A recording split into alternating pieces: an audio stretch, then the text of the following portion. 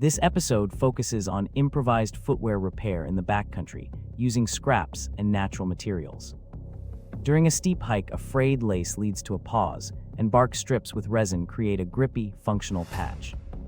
The method: assess the damage, bind with plant fibers, seal with resin, and test with a gentle step.